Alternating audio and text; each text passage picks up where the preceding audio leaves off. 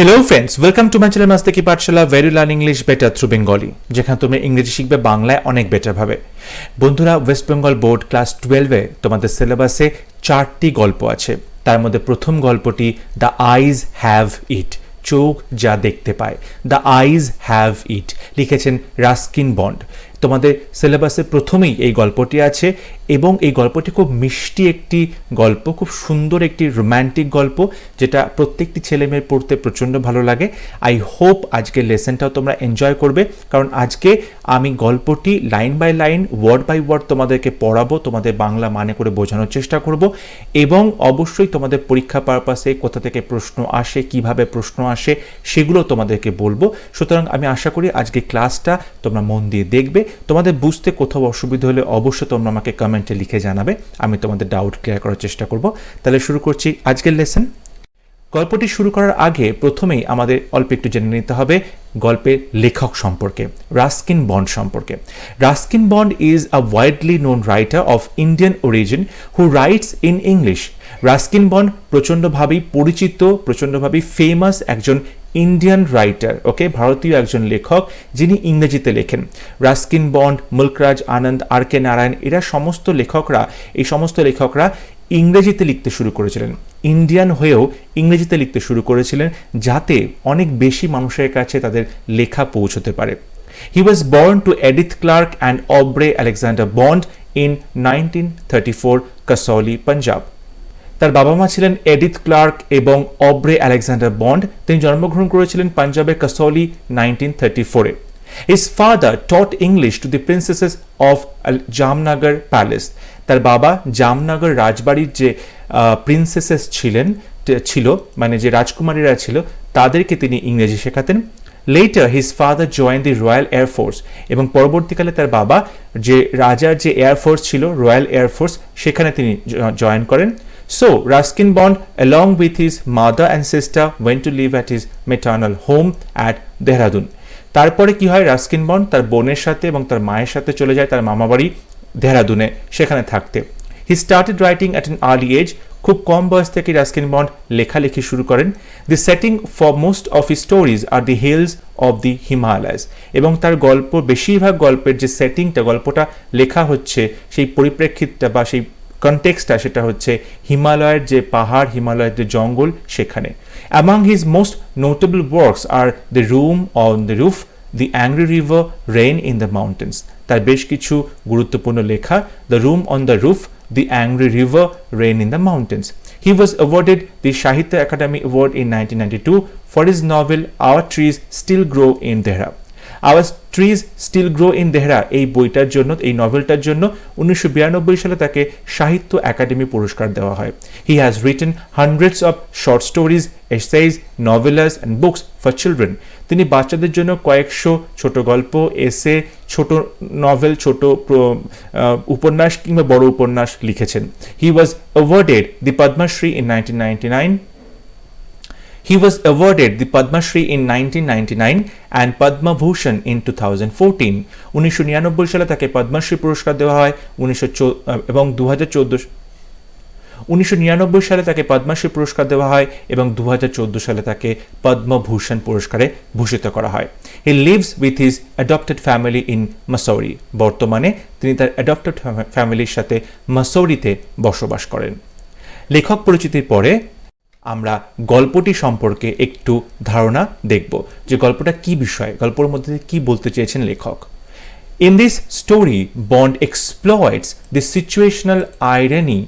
situational irony that originates between two people who met by chance in railway compartment. এই গল্পের মধ্যে দিয়ে গল্পের লেখক রাস্কিন বন্ড এক্সপ্লয়েটস, তিনি এটা দেখাতে চেয়েছেন, দি সিচুয়েশনাল আইরনি। এখন আইরনি কাকে বলে? আইরনি বলা হয় এমন কিছু কথা বা এমন কিছু সিচুয়েশন যেখানে যেটা তুমি দেখছো বা যেটা তুমি বলছো, যেটা তুমি শুনছো, সেটা কিন্তু অ্যাকচুয়ালি বোঝানো হচ্ছে না, বোঝানো হচ্ছে অন্য কিছু। আমি যে কথাগুলো বলছি কনভারসেশনে বা বন্ধুদের সাথে বা তোমাদের কাউকে, সেই কথাগুলোর মধ্যে দিয়ে আমি বলছি তো একটা কথা, কিন্তু বোঝাতে চাইছি অন্য কিছু, তখন তাকে আমি আইরানি বলবো। ওকে, উপহাস বা পরিহাস বলতে পারি না, আমরা অনেক সময় ভাগ্যের পরিহাস, irony of the fate. Okay, so এখানে সিচুয়েশনাল আইরানি মানে অবস্থা বিশেষের যে আইরানি, মানে কোনো একটা পার্টিকুলার সিচুয়েশন, যে সিচুয়েশনটাতে আমরা দেখছি একটা জিনিস হচ্ছে বা ঘটছে, কিন্তু আসলে অন্য একটা জিনিস আমাদেরকে বোঝানোর চেষ্টা করা হচ্ছে, তখন তাকে আমরা সিচুয়েশনাল আইরানি বলছি। এবং গল্পটা পড়ার পরে তোমরা এই সিচুয়েশনাল আইরানিটা আরও ভালো করে বুঝতে পারবে। এবং সিচুয়েশনাল আইডেন্টিটা কীভাবে হচ্ছে, দ্যাট অরিজিনেটস, যেটা সৃষ্টি হচ্ছে বিটুইন টু পিপল, দুটো মানুষের মধ্যে। সেই দুটো মানুষ কারা? হু মিট বাই চান্স, যারা কিনা দেখা হয়েছে, যাদের মধ্যে সাক্ষাৎ হয়েছে বাই চান্স। ওকে, হঠাৎ করে দেখা হয়েছে ইন রেলওয়ে কম্পার্টমেন্ট, একটি ট্রেনের কম্পার্টমেন্টে দুটো মানুষের দেখা হয়েছে। এবং সেই দুটো মানুষের দেখা হওয়ার পরে যে সিচুয়েশনটা তৈরি হলো, সেই সিচুয়েশনে যে আইরানি, সেটা নিয়েই কিন্তু এই গল্পটা দি আইজ হ্যাভ ইট। আপাত দৃষ্টিতে আমরা যে সিচুয়েশনটা দেখছি, কিন্তু আসলে সিচুয়েশনটা অন্য কিছু। ঠিক আছে, এই যে বিষয়টা, সেটাইকেই আমরা সিচুয়েশনাল আইরানি বলছি। The young man and the girl are unaware of their individual blindness. এই যে ইয়াং ছেলেটি এবং যে ইয়াং মেয়েটি যাদের দেখা হলো ট্রেন কম্পার্টমেন্টে, তারা আনঅ্যাওয়্যার, তারা কিন্তু একেবারেই আনঅ্যাওয়্যার ছিল, তারা একদম জানতোই না, অবহিত ছিলই না কিসের সম্পর্কে? অফ দেয়ার ইন্ডিভিজুয়াল ব্লাইন্ডনেস, তাদের প্রত্যেকের যে ব্লাইন্ডনেস, তারা দুজনেই যে ব্লাইন্ড, সেই বিষয়টা কিন্তু তারা কেউই একে অপরের সম্পর্কে জানতো না। And converse with each other, এবং একে অপরের সাথে কথা বলে, কনভার্স করে, কনভারসেশন তৈরি হয়, গল্প করে, তারা কথোপকথনটা এগিয়ে যায় একে অপরের সাথে। ফ্রম দি কনভিকশন, সেই আত্মবিশ্বাসের সঙ্গে, that both of them can see, এবং তারা দুজনের কাছে এমন একটা ইমেজ প্রজেক্ট করে যে দুজনেই দেখতে পায় চোখে, দুজনের চোখে কোনো প্রবলেম নেই, কেউই অন্ধ নয় এবং কেউই সেটা বুঝতে পারে না। The story is based on the theme of vision and blindness. আমরা এই গল্পের মধ্যে ভিশন মানে চোখে দেখতে পাওয়া, অ্যান্ড ব্লাইন্ডনেস মানে দেখতে না পাওয়া, এই দুটো বিষয় কিন্তু প্রচণ্ডভাবে আমরা দেখতে পাই গল্পের মধ্যে। People with no eyesight use their insight to visualize the outside world. People with no eyesight, eyesight মানে দৃষ্টি, যে সমস্ত মানুষদের চোখের দৃষ্টি নেই, তারা কি করে? দে ইউজ, তারা ব্যবহার করে, দেয়ার ইনসাইট, তারা মনের চোখ ব্যবহার করে, তাদের অন্তর্দৃষ্টি ইনসাইট ব্যবহার করে, to visualize the world, outside world, তারা এবং সেই অন্তর্দৃষ্টি দিয়ে বাইরের পৃথিবীটাকে ভিজুয়ালাইজ করার চেষ্টা করে, দেখার চেষ্টা করে। যাদের চোখের দৃষ্টি নেই, তারা মনের দৃষ্টিতে দেখে। ঠিক আছে, এখানে চোখ কিন্তু আমরা দুটো অর্থে ব্যবহার করতে পেরেছি, দুটো অর্থে আমরা জানি লেখক ব্যবহার করেছে। একটা চোখ হচ্ছে যেটা আমরা বলতে পারি ফিজিক্যাল আই, একটা চোখ হচ্ছে ফিজিক্যাল আই মানে যেটা চামড়ার চোখ, ভগবান যেটা আমরা দিয়েছে চোখ, ওকে চামড়ার চোখ, সেটাকে আমরা ফিজিক্যাল আই বলছি। কিন্তু আর একটা চোখ হচ্ছে আমাদের মনের চোখ, যাকে আমরা ইনার আই বা অন্তর্দৃষ্টি বলে থাকি, ইনার আই বা অন্তর্দৃষ্টি বলে থাকি। এই ইনার আইটা কিন্তু সব থেকে বেশি গুরুত্বপূর্ণ।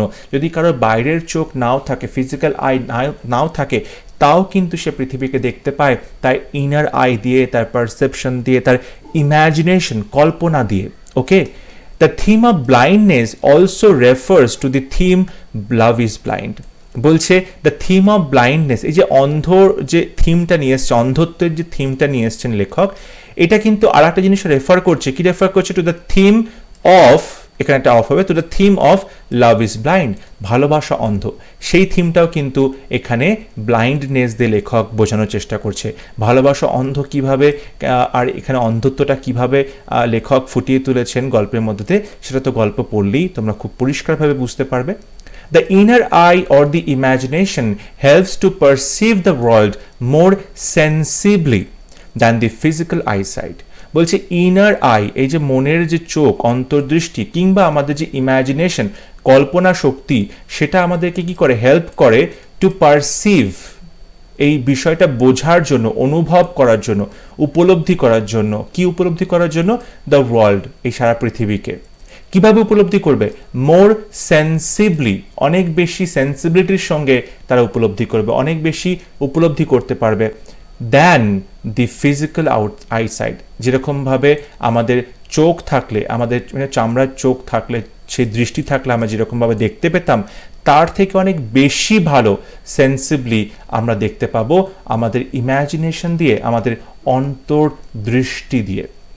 আশা করি এই পর্যন্ত তোমাদের কাছে বিষয়টা ক্লিয়ার হয়েছে যে দ্য আইজ হ্যাবিট, আমরা এখানে আইজ এটাকে কিভাবে ইউজ করছি। দুরকমভাবে ইউজ করা যায়, একটা যেটা আমরা সরাসরি নর্মাল আই, যেটাতে দেখতে পাই আমরা চারপাশের পৃথিবীকে, আর একটা যখন সেই নর্মাল আইটা কাজ না করে তখন আমাদের মনের দৃষ্টি বা অন্তর্দৃষ্টি দিয়ে দেখতে হয়। এখানে সেই দুটো দৃষ্টির কথা বলা হয়েছে। এরপর গল্পটা আমি পড়তে শুরু করছি বাংলা করে, এবং আশা করব তোমরা সবাই মন দিয়ে ভিডিওটা দেখবে। তোমাদের অবশ্যই কোথাও বুঝতে অসুবিধা হলে আমাকে কমেন্টেও লিখে জানাতে পারো। I had the train compartment to myself up to Rohana. এখানে আই বলতে আমরা বোঝাচ্ছি গল্পের যিনি লেখক আছেন, রাইটার অফ দ্য স্টোরি কিংবা স্পিকার অফ দ্য স্টোরি, গল্পের যিনি কথক, স্পিকার কিংবা ন্যারেটর অফ দ্য স্টোরি বা স্পিকার অফ দ্য স্টোরি কিংবা the writer of the story, যে কোনো একটা তোমরা বলতে পারো। হ্যাড দি ট্রেন কম্পার্টমেন্ট, এই ট্রেন কম্পার্টমেন্টে আমি একাই ছিলাম, টু মাইসেলফ আমি একাই ছিলাম, আপ টু রোহানা, রোহানা একটা স্টেশনের নাম, তো বলছে রোহানা পর্যন্ত আমি ট্রেন কম্পার্টমেন্টটায় একাই বসেছিলাম। দেন আ গার্ল গট ইন, তারপর একটি মেয়ে ট্রেন কম্পার্টমেন্টে উঠল। The couple who saw her off were probably her parents. বলছে যে ভদ্রলোক ভদ্রমহিলা, কাপল যে ভদ্রলোক ভদ্রমহিলা, who saw her off মানে যারা তাকে ছাড়তে এসেছিল স্টেশনে বিদায় জানাতে এসেছিল। ওকে, where probably হয়তো সম্ভবত ছিলেন। দেখো সম্ভবত কেন বলছেন, কারণ লেখক তো প্রথমবার দেখছেন, পুরোপুরি হয়তো তিনি জানেন না যে সত্যি তারা তার বাবা মা কিনা, তাই বলছেন প্রবাবলি হার প্যারেন্টস, সম্ভবত তার বাবা মা।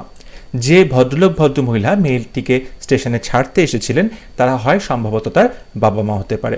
দে seemed very anxious about her comfort, সেই ভদ্রলোক ভদ্রমহিলা প্রচণ্ডভাবেই অ্যাংশিয়াস ছিলেন, চিন্তিত ছিলেন, অ্যাবাউট হার কমফর্ট, তার আরাম নিয়ে চিন্তিত ছিলেন যে মেয়েটা যে ট্রেন জার্নি করবে সেই ট্রেন জার্নিটা কমফোর্টেবল হবে কিনা। And the woman gave the girl detail instructions, এবং সঙ্গে যে মহিলাটি ছিলেন সেই মহিলাটি এই মেয়েটিকে ডিটেলে ইনস্ট্রাকশন দিলেন, নির্দেশ দিলেন, as to wire to keep her things, যেমন কোথায় তার জিনিসপত্রগুলো রাখবে, ব্যাগপত্র কোথায় রাখবে, way not to Lin out of the window, যে কখন জানলা দিয়ে মাথা বাইরে করবে না, জানলা দিয়ে ঝুঁকবে না, and how to avoid speaking two strangers, এখানে টু হবে, স্পিকিং টু স্ট্রেঞ্জার্স, এবং how to avoid speaking two strangers, এবং কিভাবে যে স্ট্রেঞ্জার্স অচেনা লোকের সাথে কথা বলা বন্ধ করবে, কথা বলবে না, এড়িয়ে যাবে, সেটাও কিন্তু শেখালেন ভদ্রমহিলা মেয়েটিকে। দে কল দ্য গুড বাইজ, তারা তাদের বিদায় জানালেন। And the train pulled out of the station, এবং ট্রেন স্টেশন ছেড়ে চলতে শুরু করলো। As I was totally blind at the time, যখন এই গল্পটি লেখক বলছে তখন লেখক টোটালি ব্লাইন্ড ছিল, পুরোপুরি ব্লাইন্ড ছিল, এটা পরীক্ষাতে আসে, টোটালি ব্লাইন্ড, সম্পূর্ণভাবে কিন্তু তিনি অন্ধ ছিলেন তখন। My eyes sensitive only to light and darkness, এটাও পরীক্ষাতে আসে, short question. My eyes sensitive only to light and darkness, আমার চোখ সেন্সিটিভ শুধুমাত্র লাইট এবং ডার্কনেস, আলো এবং অন্ধকারই আমার চোখ শুধু বুঝতে পারে। দেখো তোমরা নিজেরাও এটা এক্সপেরিমেন্টটা করতে পারো, যখন তোমরা চোখটা বুঝে থাকবে, চোখটা বুঝে যদি একটা ঘরের লাইটটাকে তোমরা জ্বালিয়ে দাও, তোমাদের চোখে কিন্তু সেই সেন্সটা আসবে যে লাইট জ্বলছে, কিংবা লাইটটাকে যদি নিভিয়ে দাও তাহলেও তোমরা বুঝতে পারবে যে লাইটটা নিভে গেল, অন্ধকার, মানে চোখ বন্ধ করা অবস্থাতেও কিন্তু এই দুটো জিনিস খুব সহজে বোঝা যায়। সো বলছে যে আমি তো অন্ধ ছিলাম পুরোপুরি, কিন্তু আমার চোখ শুধুমাত্র লাইট এবং অন্ধকার, ডার্কনেস, এই দুটো জিনিসই কিন্তু বুঝতে পারতো। I was unable to tell what the girl looked like, এবং যেহেতু আমি অন্ধ ছিলাম তাই জন্য আমি কিন্তু বলতে পারবো না যে মেয়েটা কেমন দেখতে। But I knew she or sleepers, কিন্তু আমি জানি সেই মেয়েটি স্লিপার্স পরে এসেছিল, চপ্পল পরে এসেছিল। From the way they slapped against her heels, কেন জানতে পারলাম, কারণ যখন চপ্পল পরে মেয়েটি হাঁটছিল তখন চপ্পলের সাথে মেয়েটির গোড়ালি, হিলসের একটা চটাস চটাস করে আওয়াজ হচ্ছিল। ওকে, সেই আওয়াজ শুনে আমি বুঝতে পারলাম যে the girl was wearing sleepers. It would take some time to discover something about her looks, বলছি it would take me some time, আমার অল্প কিছু সময় লাগবে টু ডিসকভার, এটা আবিষ্কার করতে, সামথিং অ্যাবাউট হার লুকস, মেয়েটা কেমন দেখতে সেইটা নিয়ে, সেই বিষয়টা জানতে আমার কিছুটা সময় লাগবে। And perhaps I never would, এবং হতেও পারে আমি কখনো জানতেও পারবো না মেয়েটা কেমন দেখতে। যেহেতু লেখক অন্ধ, আমাদের ন্যারেটর অন্ধ, তিনি মনে মনে ভাবছেন যে মেয়েটা কেমন দেখতে এটা তো আমি সহজে জানতে পারবো না, আমাকে আস্তে আস্তে ডিসকভার করতে হবে মেয়েটির সৌন্দর্য, হয়তো আমি কখনো সেটা জানতেও পারবো না। But I like the sound of her voice, কিন্তু মেয়েটির যে গলার আওয়াজ সেটা আমার খুব ভালো লেগেছে। কারণ মেয়েটি যখন ওই ভদ্রলোক ভদ্রমহিলার সাথে কথা বলছিল তখন নিশ্চয়ই লেখক মেয়েটির গলার আওয়াজ শুনতে পেয়েছে, এবং মেয়েটির গলার আওয়াজ কিন্তু লেখকের ভালো লেগেছে। And even the sound of her slippers, এবং মেয়েটির প্রতি ভালো লাগাটা লেখকের আস্তে আস্তে বাড়ছে, এবং লেখক বলছে মেয়েটির যে চটির আওয়াজ সেটাও আমার ভালো লেগেছে আমার কানে। আমরা বুঝতে পারছি অলরেডি কিন্তু মেয়েটির প্রতি লেখকের একটা লাইকিং তৈরি হচ্ছে, একটা পছন্দ তৈরি হচ্ছে, এবং পরবর্তীকালে আমরা দেখব সেই পছন্দটা আরও বেশি গাঢ় হচ্ছে। ঠিক আছে। Are you going all the way to Dehra, I asked. এই প্রথম লেখক জিজ্ঞেস করলেন, প্রথম লেখক আইস ব্রেক করলেন এবং কথা বলা শুরু করলেন। তিনি মেয়েটিকে জিজ্ঞেস করলেন, are you going all the way to Dehra, আপনি কি দেহরাদুন পর্যন্ত পুরোটা যাবেন? দেহরা মানে হচ্ছে দেহরাদুন বলতে পারো, ঠিক আছে। তো আপনি কি দেহরাদুন পর্যন্ত পুরো যাবেন? I must have been sitting in a dark corner. এই কথা বলার পর লেখকের মনে হলো I must have been sitting in a dark corner, হয়তো আমি একটা অন্ধকার কোণে বসে আছি ট্রেনেতে, বিকজ মাই ভয়েস স্টার্টলড হার, কারণ আমার আওয়াজ শুনে মেয়েটি চমকে উঠল, স্টার্টলড হার, চমকে উঠল। লেখক যে প্রশ্ন করলেন, are you going all the way to Dehra, আপনি কি দেহরাদুন পর্যন্ত পুরোটা যাচ্ছেন, এই প্রশ্ন শুনে মেয়েটা চমকে উঠল, এবং লেখকের তাতে মনে হল লেখক হয়তো একটা অন্ধকার কোণে বসে আছে ট্রেনে, যেখানে মেয়েটি তাকে দেখতে পায়নি। She gave a little exclamation, she gave a little exclamation, মেয়েটি একটু বিস্ময় প্রকাশ করলো, এক্সক্লামেশন বিস্ময় প্রকাশ করলো, অ্যান্ড সেড, এবং বলল, I didn't know anyone else was here, I didn't know anyone else was here, এবং বলল, আমি জানতাম না যে অন্য কেউ আছে এই কম্পার্টমেন্টে। মেয়েটি ভেবেছিল মেয়েটি একাই ট্রাভেল করছে, সে কিন্তু লেখককে খেয়াল করেনি। Well, it often happens that people with good eyesight fail to see what is right in front of them. এই প্রশ্নটা ইম্পর্টেন্ট, শর্ট কোয়েশ্চেনে আসে। বলছে well it often happens that people, বলছে হ্যাঁ এটা তো প্রায়ই ঘটে যে পিপল উইথ গুড আইসাইট, যাদের চোখের দৃষ্টি ভালো, মানে যারা চোখে ভালো দেখতে পায়, সেই সমস্ত লোকজন ফেইল টু সি, তারা দেখতে ব্যর্থ হয়, what is right in front of them, তাদের চোখের সামনে যা আছে। মানে যাদের চোখের দৃষ্টি ভালো সেই লোকগুলো মাঝে মাঝে তাদের চোখের এক্স্যাক্টলি সামনে যেটা থাকে সেটা দেখতেই তারা ব্যর্থ হয়, তারা দেখতে পায় না। They have too much to take in, I suppose. কেন ব্যর্থ হয়? কারণ লেখকের মনে হয় তাদের, সেই সমস্ত লোকেদের অনেক কিছু দেখার থাকে, যেহেতু চোখের দৃষ্টি ভালো তারা একসাথে অনেক কিছু দেখার চেষ্টা করে, এবং সেই চেষ্টা করতে গিয়ে চোখের এক্স্যাক্টলি সামনে যেটা থাকে একদম চোখের কাছে সেটাই তারা মিস করে যায়। Whereas people who cannot see or see very little have to take in only the essentials. বলছে কিন্তু যে সমস্ত মানুষরা দে ক্যানট সি, তারা দেখতে পায় না, কিংবা সি ভেরি লিটল, কিংবা খুব কম দেখতে পায়, হ্যাভ টু টেক ইন, তাদেরকে কি করতে হয়, গ্রহণ করতে হয় অনলি দি এসেনশিয়ালস। এসেনশিয়ালস মানে সব থেকে অপরিহার্য যেটা দরকার সেই জিনিসটুকু তাদেরকে গ্রহণ করতেই হয়। Whatever registers most tellingly on their remaining senses, এবং সেই এসেনশিয়ালসটা কি? এসেনশিয়ালসগুলো হচ্ছে যা কিছুই তাদের বাদবাকি সেন্সের কাছে অ্যাপিলিং হয়, সেন্সটা বুঝতে পারে, রেজিস্টার করে, সেই সব কিছু। মানে ধরো যে লোকটি অন্ধ, তার তো চোখটা তুমি সে চোখে দেখতে পাচ্ছে না, তার ফলে কি হচ্ছে, তার আর বাদ বাকি যে 4 সেন্স অর্গানস আছে আমাদের, মানে পঞ্চ ইন্দ্রিয়ের মধ্যে যদি একটা ইন্দ্রিয় কাজ না করে তাহলে বাদ বাকি যে 4টি ইন্দ্রিয় আছে আমাদের, ইন্দ্রিয়গুলো কি?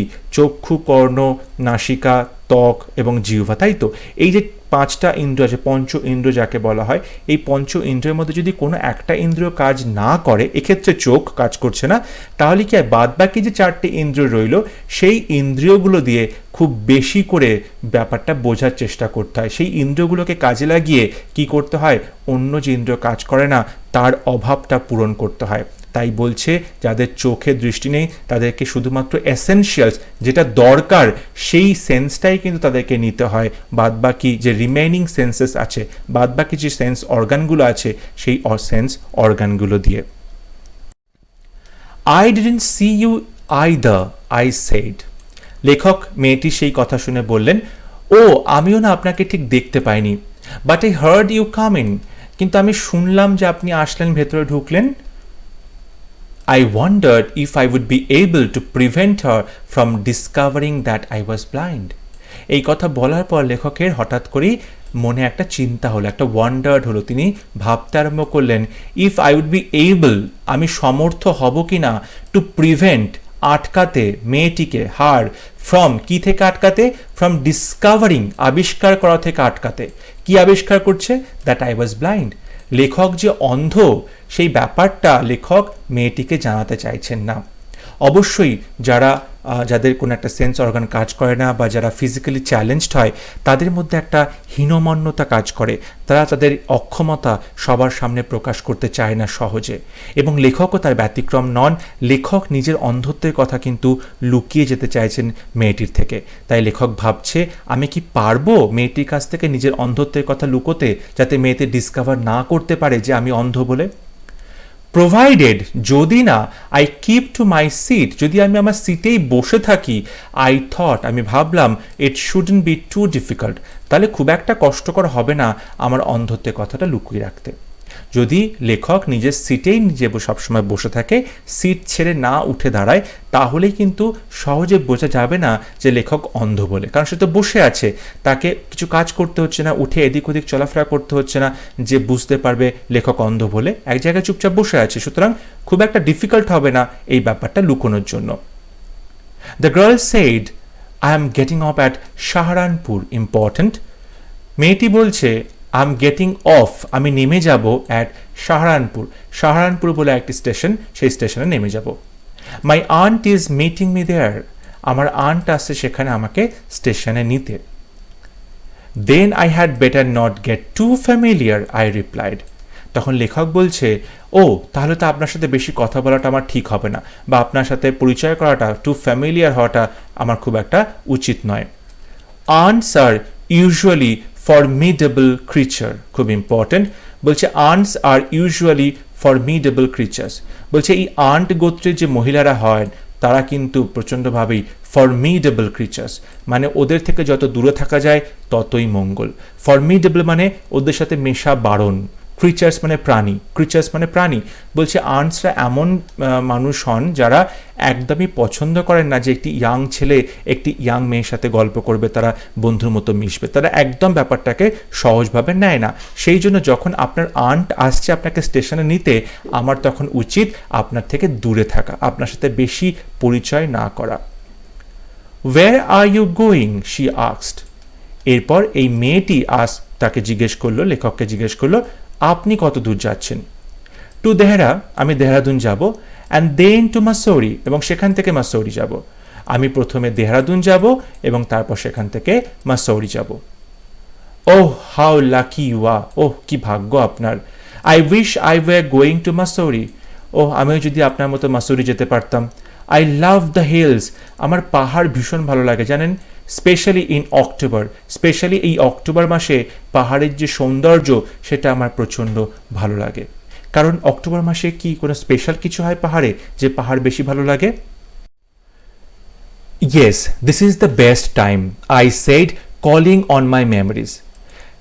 মেয়েটির কথা শুনে লেখক বললেন, yes this is the best time, এটা একদম বেস্ট সময়, সব থেকে ভালো সময় পাহাড়ে যাওয়ার অক্টোবর। খুব ইম্পর্টেন্ট প্রশ্ন, বড় প্রশ্নে আসে, শর্ট কোয়েশ্চেনে আসে যে পাহাড়ে ঘুরতে যাওয়ার বেস্ট টাইম কখন, কেন বেস্ট টাইম সেটা, ঠিক আছে, এই সমস্ত কিছু কিন্তু বারবার প্রশ্নে এসেছে। আমি বললাম কলিং অন মাই মেমরিজ, আমার স্মৃতিহাত্রে লেখক বললেন যে হ্যাঁ ঠিকই বলেছেন, অক্টোবর বেস্ট টাইম পাহাড়ে ঘুরতে যাওয়ার জন্য। কারণটা কি? The hills are covered with wild dahlias, তখন পাহাড়গুলো ভর্তি হয়ে থাকে বুনো ডালিয়া ফুলে। দ্য সান ইজ ডিলিশিয়াস, সূর্যটা তখন সুস্বাদু, সূর্য সুস্বাদু মানে অবশ্যই সূর্যটাকে খাওয়া হয় না এবং টেস্ট করা হয় না যে সুস্বাদু কিনা। সূর্য সুস্বাদু মানে সূর্যের যে আলোটা বা রোদ্দুরটা তখন থাকে সেটা প্রচণ্ডভাবে কিন্তু মোলায়েম রোদ্দুর হয়, সেটা গায়ে অসুবিধা করে না, গরম লাগে না এবং রোদ্দুরে বসতে মানুষের খুব ভালো লাগে। তো দ্য সান ইজ ডিলিশিয়াস, সূর্যটা তখন প্রচণ্ডভাবেই মোলায়েম থাকে। And at night you can sit in front of a log fire, এবং রাত্রিবেলা ঠান্ডার হাত থেকে বাঁচার জন্য তুমি লগ ফায়ারের সামনে বসতে পারো, কাঠের গুঁড়িতে আগুন জ্বালিয়ে তুমি সেখানে বসতে পারো। And drink a little brandy, এবং ব্র্যান্ডি একটা অ্যালকোহল, তুমি তখন ব্র্যান্ডি খেতে পারো। Most of the tourist have gone, বেশিরভাগ ট্যুরিস্ট বা যারা পর্যটক সেখানে ঘুরতে যায় তারা সবাই চলে গেছে। And the roads are quiet, এবং রাস্তাগুলো খুব শান্ত। অ্যান্ড অলমোস্ট ডিজার্টেড, এবং প্রায় পরিত্যক্ত রাস্তাগুলো, রাস্তাঘাটে কোনো লোকজনকে সচরাচর দেখা যায় না তখন। Yes, October is the best time, এবং তুমি ঠিকই বলেছো, আপনি ঠিকই বলেছেন, অক্টোবর হচ্ছে সব থেকে ভালো সময় পাহাড়ে ঘুরতে যাওয়ার জন্য। এই যে পুরো প্যাসেজটা, এটা কিন্তু পুরো ইম্পর্টেন্ট, এই পুরো প্যারাগ্রাফটা, কারণ পাহাড়ে ঘুরতে যাওয়া সময় বেস্ট কোনটা, কেন ঘুরতে যাওয়াটা বেস্ট, এই পুরোটা জানার জন্য কিন্তু এই প্যারাগ্রাফটা লিখতে হবে পরীক্ষাতে, এবং যে কথাগুলো লেখা আছে তোমাদের সেই কথাগুলো লিখতে হবে, তাহলে কিন্তু পুরো মার্কস তোমরা পাবে পরীক্ষাতে। শি ওয়াজ সাইলেন্ট, লেখক যখন এত কথা বললেন সেই সময় মেয়েটি কিন্তু সাইলেন্ট ছিল, চুপচাপ ছিল। I wondered if my words had touched her, আমি মনে মনে ভাবলাম, ইফ মাই ওয়ার্ডস, আমার যে কথাগুলো, হ্যাড টাচড হার, আমার কথাগুলো তার ভালো লেগেছে কিনা। Or whether she thought me a romantic fool, কিংবা হতে পারে সে হয়তো আমাকে বড্ড ন্যাকা ভেবেছে। রোম্যান্টিক ফুল, যারা খুব সহজে রোম্যান্টিসিজম করে এবং তারা খুব এরকম ন্যাকা ন্যাকা কথা বলে, ঠিক আছে, রোম্যান্টিক হওয়ার চেষ্টা করে বোকা বোকা ভাবে, তাদেরকে রোম্যান্টিক ফুল বলছে। তো লেখক বুঝতে পারছে না মেয়েটা চুপচাপ ছিল, মেয়েটি আমার কথাগুলো ভালো লেগেছে, না মেয়েটি আমার কথায় বিরক্ত হচ্ছে এবং ভাবছে যে বড্ড ন্যাকামো করছি আমি। And then I made a mistake, এবং তারপর আমি একটা ভুল করে বসলাম। এই যে then I made a mistake প্রচণ্ডভাবে ইম্পর্টেন্ট, অনেকবার পরীক্ষাতে এসেছে যে কি ভুল করার কথা বলছে, ভুলটা কিভাবে শুধরলো সব কিছু। এখানে লেখক তারপরে বললেন, what is it like outside, I asked. লেখক জিজ্ঞাসা করলেন, what is it like outside, বাইরেটা কেমন দেখতে, বাইরে কি আছে, লেখক জিজ্ঞাসা করে বসলেন মেয়েটিকে। She seemed to find nothing strange in the question. মেয়েটি যদিও কোনো কিছু অদ্ভুত বলে মনে করলো না আমার কোয়েশ্চেনটাকে। Had she noticed already that I could not see? তাহলে কি মেয়েটা অলরেডি খেয়াল করেছে, লক্ষ্য করেছে যে আমি চোখে দেখতে পাই না? But her next question removed my doubts. কিন্তু মেয়েটির পরবর্তী প্রশ্নটাতেই আমার সমস্ত ডাউটস, সন্দেহ দূর হয়ে গেল। Why don't you look out of the window? She asked. মেয়েটি বলল, আপনি নিজে কেন দেখছেন না বাইরে কি আছে, বাইরেটা কেমন, জানলা দিয়ে আপনি নিজে দেখে নিন। মানে লেখক যে ভেবেছিল সে ভুল করেছে, সেই ভুলটা কি করেছিল, মেয়েটিকে প্রশ্ন করা যে বাইরেটা কেমন দেখতে। কিন্তু লেখকের ভুলটা ভাঙলো কখন, যখন মেয়েটি তাকে জিজ্ঞাসা করলো যে আপনি নিজে কেন দেখছেন না বাইরে কি আছে। তার মানে লেখক বুঝতে পারলো মেয়েটি এটা ধরতে পারেনি যে লেখক চোখে দেখে না। I moved easily along the berth and felt for the window ledge. আমি ওই যে বার্থ মানে লেখক যেখানে বসেছিল সিটে, সেই সিট বসে বসেই লেখক আস্তে আস্তে জানালার কাছে গেল এবং কি করলো, ফেল্ট ফর দ্য উইন্ডো লেজ, জানলার যে ধারটা রয়েছে সেই জানলার ধারটাতে আমি হাত দিয়ে দিয়ে দেখলাম। দ্য উইন্ডো ওয়াজ ওপেন, জানলাটা খোলা ছিল। অ্যান্ড আই ফেসড ইট, এবং আমি জানলার দিকে মুখ করে বসলাম। Making a pretence of studying the landscape. Making a pretence মানে ভান করা। লেখক ভান করলেন যে তিনি স্টাডি করছে বাইরের ল্যান্ডস্কেপকে, বাইরের প্রকৃতিকে, তিনি ল্যান্ডস্কেপকে, বাইরের যে ভূপ্রকৃতি তাকে তিনি স্টাডি করছেন, তেমনটা ভান করলেন। আসলে লেখক তো দেখতে পাচ্ছেন না, কিন্তু লেখক জানলার দিকে মুখ করে বসেছেন যাতে মেয়েটি বুঝতে না পারে যে লেখক চোখে দেখে না, ভান করছে বাইরের দিকে তাকিয়ে প্রকৃতি দেখার। I hard the painting of the engine.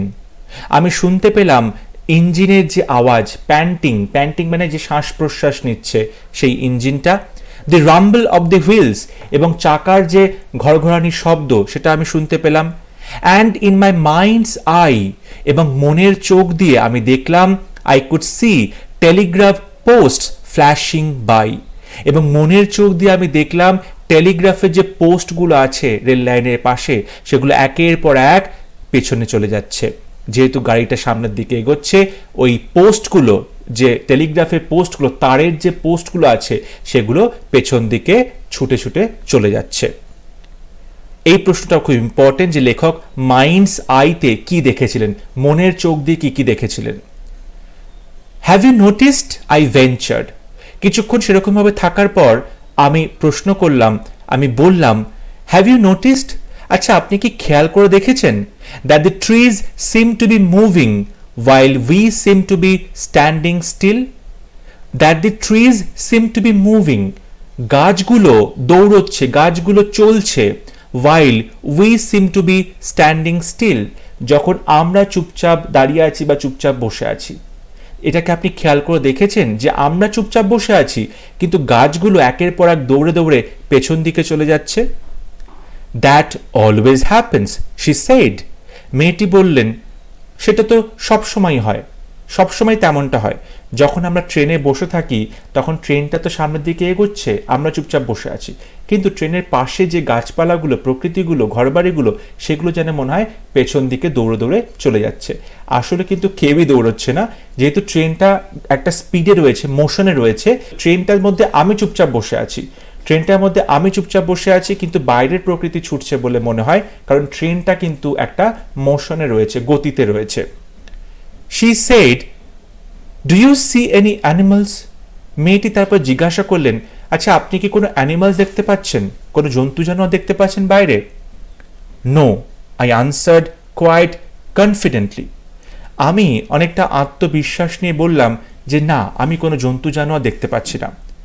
I knew that there were hardly any animals left in the forest near Dehra.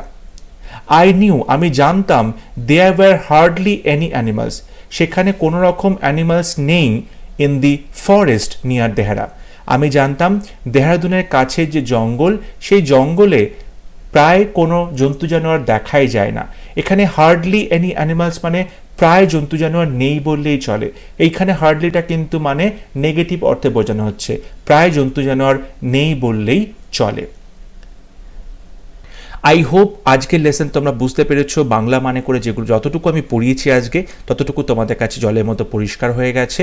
এর পরের গল্পতে কি হচ্ছে, কিভাবে সেই গল্পটা শেষ হচ্ছে, আলটিমেটলি কি লেখক তার যে ভালো লাগার কথা সেই মেয়েটিকে জানাতে পারছে, কিংবা মেয়েটিকে জানতে পারছে যে লেখক অন্ধ, কি হচ্ছে গল্পের শেষে, এই সমস্ত কিছু আমরা পরবর্তী ক্লাসে অবশ্যই জানবো। পরবর্তী ভিডিও নিয়ে খুব শীঘ্র দেখা হবে। যদি ভিডিওটি ভালো লেগে থাকে অবশ্যই ভিডিওটি লাইক করবে, শেয়ার করবে, and don't forget to subscribe to my channel. সবাই ভালো থাকবে, সুস্থ থাকবে। Thank you.